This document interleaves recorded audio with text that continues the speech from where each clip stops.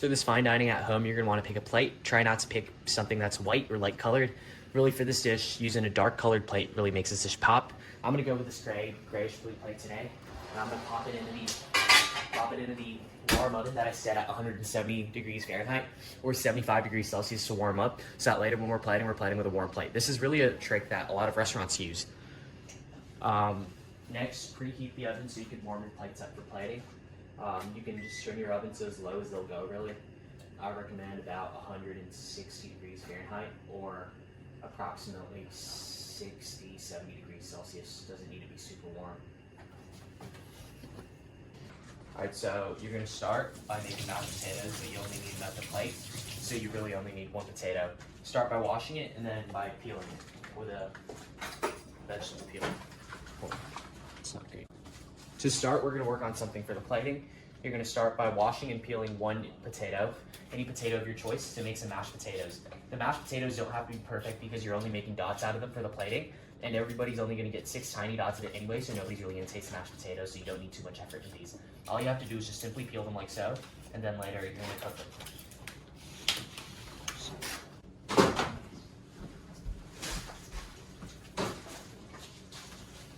Once you peel the potato, cut it in a little quarter so that it's easier to cook later. You don't need to cut it super fine, nor do you need to leave them in super big chunks. Do remember that the smaller you cut them, the quicker they'll boil. So I highly recommend that you cut them into something like this. This will make them cook pretty quick later. So each piece should be maybe an inch at the max.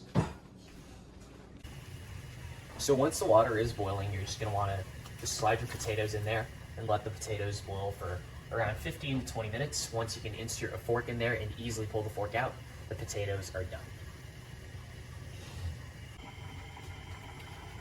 So once your potatoes are about fork tender like so, where you can insert a fork and pull it out without really any effort and without making the fork dirty, your potatoes are soft enough and they're done.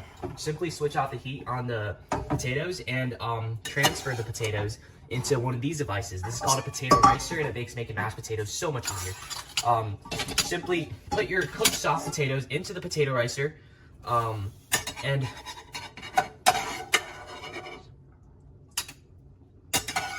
once your cooked potatoes are in the potato ricer, all you have to do is press down, and you already, right there, just have freshly made mashed potatoes. That's it. Once the potatoes are into the ricer, throw in about, gradually, about 1 to 2 tablespoons of butter, depending on how creamy you like your mashed potatoes. But again, as the mashed potatoes here are just solely for plating purposes, you're not actually going to eat a whole lot of the mashed potatoes, so you don't need to waste a whole lot of butter. And hence you don't have to put a lot of these unwanted, unhealthy fats in.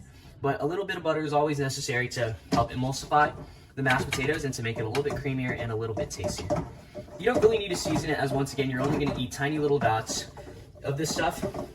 But if you would like, you can always add a pinch of salt and pepper. And all you have to do is just stir until the mashed potatoes are well combined like so. Taste to check, and if it's okay, you're good. Now, just like the puree, you're gonna want to put these mashed potatoes into a squeeze bottle to help with the plating later. Make sure you slide this in carefully, and yeah, once again, I cannot emphasize how much easier a squeeze bottle will make your job plating. And there's a reason why every single restaurant, every single fine dining restaurant especially, has a ton of these squeeze bottles at home. It's really cheap to buy a 6-pack on Amazon.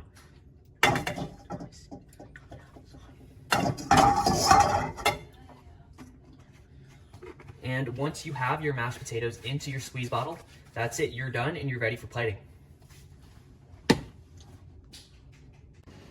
Next, you're going to want to prepare some spinach. All you have to do is just take a little bit of spinach, wash them, and later you're going to blitz these. You're going to make a spinach puree. Always prepare more spinach than you think you'll need, because spinach actually cooks down to very little. So by the time you blanch these will be nowhere near this much spinach. So always use more spinach than you need. I recommend using about 2 whole cups of raw spinach. You're gonna just very simply wash your spinach, get rid of any dirty things that might be resting on these leaves, and you'll prepare these leaves to be blanched later in a little bit of boiling water. So while the potatoes are cooking, what you can actually do is just blanch the spinach in that boiling water. All the spinach needs is like really only 20 seconds to just cook down a little bit and become soft. And then on your side, make sure you have a slotted spoon like this with you, so that once the spinach is done, all you have to do is just scoop them out and put them on a plate. This is only going to take 10 to 20 seconds. And once the spinach is soft, like maybe a bit more, but like literally once the spinach is somewhat soft and cooked, scoop them out immediately. Put them on a plate to the side.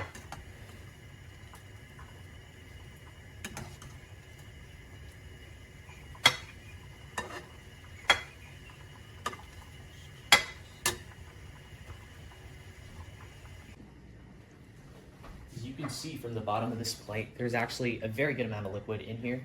You don't need any of that liquid. Simply drain it and try to really press out any of that excess liquid with your slotted spoon, and so that you have just nothing but clean, compact spinach. Remember how much spinach we started with, and this is all we're left with. And so that's why it's important to always use more spinach than you think you'll need. To make your spinach puree, it's actually really simple. All you're gonna need is that cooked spinach that we just had, a little bit, like about a half a cup of heavy cream. Depending on cholesterol level, you can adjust that, and also depend on taste. And a good pinch of kosher salt. And really the puree doesn't get much more complicated than that. That's all you need.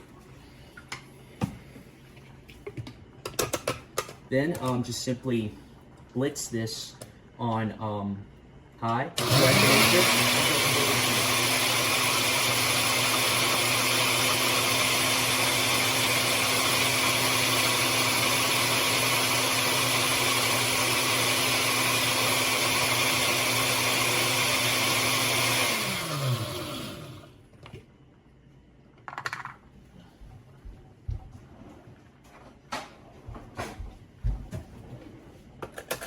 Every now and then, take a rubber spatula like this and push down any of the residual liquid off the sides like so, ensuring that everything is blitzed smoothly. And always make sure you taste the puree and adjust your salt accordingly. Remember not to salt too heavily initially, as you can always add more salt if needed, like so. But once the salt's in there, you can never take it out.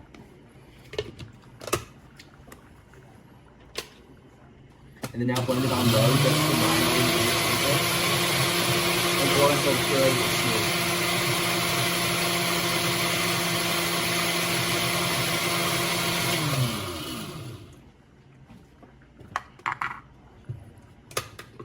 Once your puree looks something like this, you're gonna be good to go. After that, you're gonna pour all that spinach puree in one of these plastic squeeze bottles. I highly, highly, highly recommend that every home cook gets one of these plastic squeeze bottles. They're super cheap. I can get a 6-pack for around 10 bucks on Amazon, and they really make your plating so much easier. And even if you're just gonna use these for oil or for sauces, it's just much more of a hassle-free process than trying to do this with a piping bag or any other, or with a spoon. All you have to do is put the puree into the squeeze bottle, put a cap on it, and that's it. You're ready to plate with the slider.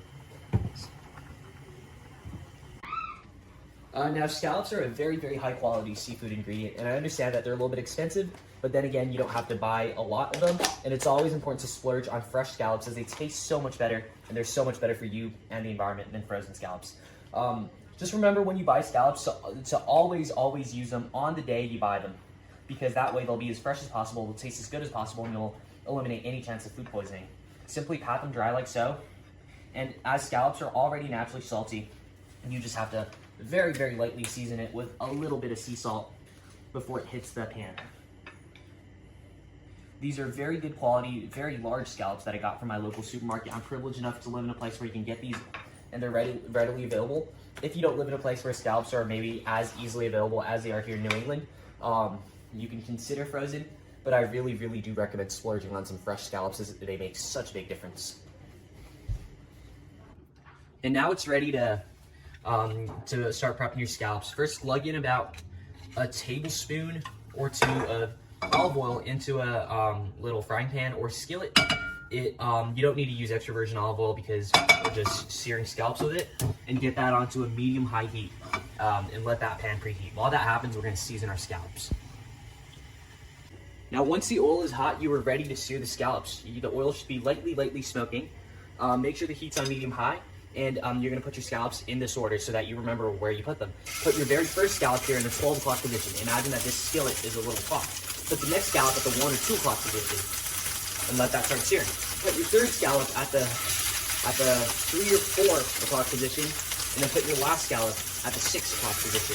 This way, you'll always know that if you just go clockwise, that is the order you put your scallops in. And so you'll always remember which one you put in first, and that is going to be the one to flip first. Searing scallops can be a little bit dangerous, as you will inevitably get a lot of sputtering. But that is normal as it is in searing any kind of seafood.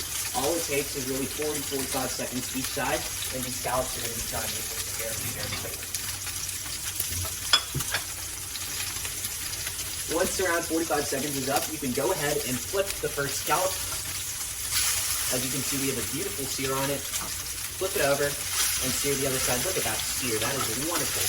And just press down on it to make sure you can really sear all over the scallop, because as you can see, sometimes the sear in the middle is a little bit lacking. I might even go back and sear that again.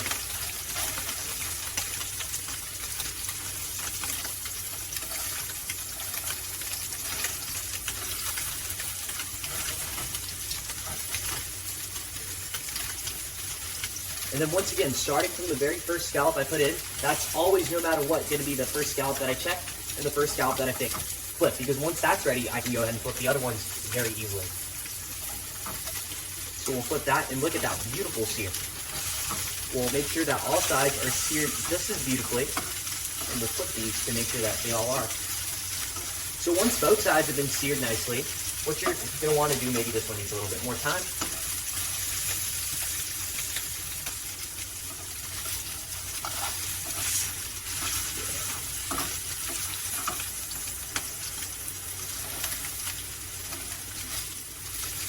So once all sides of the scallops are seared nicely, you're going to want to cut the heat to like a medium-low, and you're just going to let the residual heat really do the rest. You're going to put in about a tablespoon or 2 tablespoons of butter, let that butter melt, and put all the scallops in one place. Then you're going to tilt that butter so that you can make sure all of these scallops get a nice rich bath in this lovely mixture of butter and olive oil in each one of this. And this is only going to take around 10 seconds per side. You can flip. The butter also helps caramelize these scallops beautifully. Look at that butter goodness. And all you have to do is just let that sit in the bath for about 10 seconds, and then your scallops will be done. Simply pull these scallops onto a plate waiting and allow them to rest for a little bit before you plate.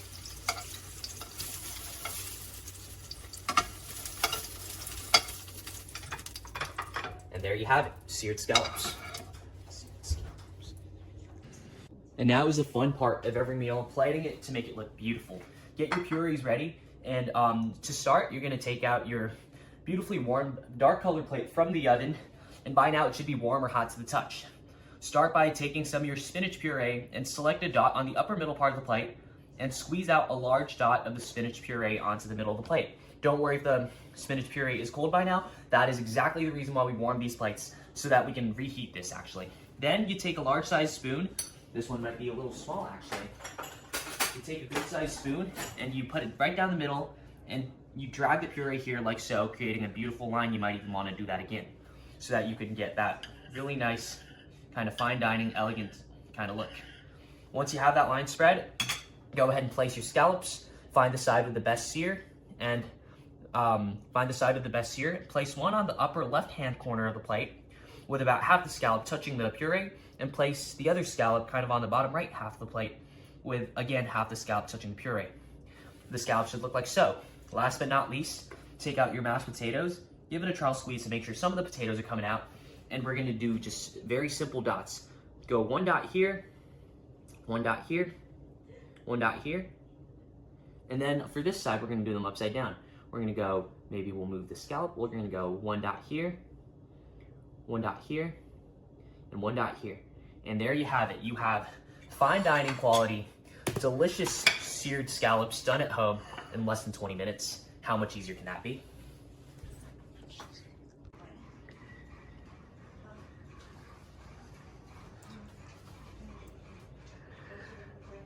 So in the end, this is what your plate should look like.